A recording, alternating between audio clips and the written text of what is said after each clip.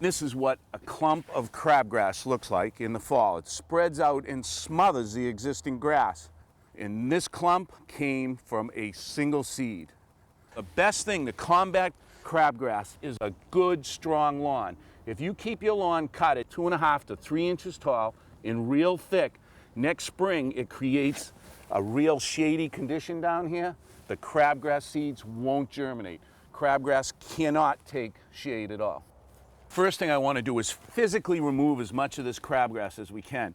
So I've set the mower on its lowest setting, and we're going to take and lift up as much of that crabgrass as we can. At the same time, we're going to vacuum up the seed into this bag and get rid of it. You'd never do this with a mower that didn't have a bag on it, because it would blow all the seed onto the lawn and cause you more problems.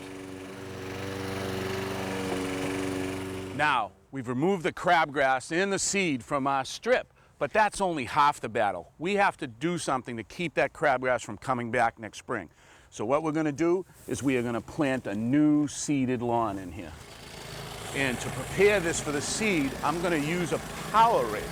Now, a power rake has a motor that drives a series of steel teeth.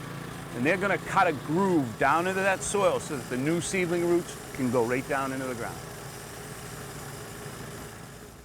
Now, Jim, what I'm going to do is lay out some of this compost, my black gold. What I want you to do is take and rake it out in about a 1/2 inch thick layer. Now, this is one of the few times I'll let you use the back of the rake to make a nice level seed bed with it.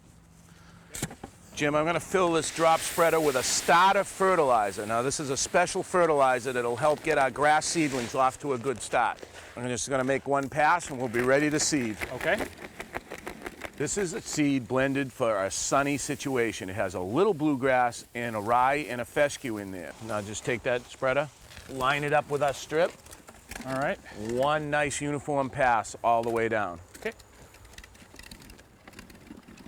Now I'm just going to come behind you with a plastic rake turned upside down and move that compost on so it just covers up that new seed.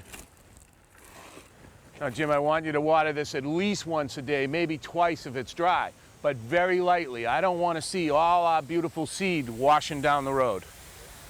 And here's what I want you to do next spring. I want you to put down a pre-emergent crabgrass control.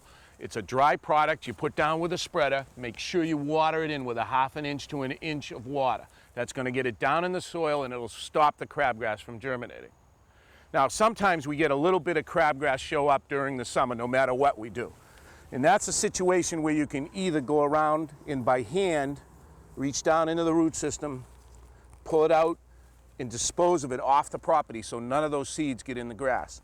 If you have a large yard, you may want to use a post-emergent crabgrass control. Now you mix this up in a small sprayer and go around and hit all the young crabgrass plants. It's more effective on the young ones than it is on older ones.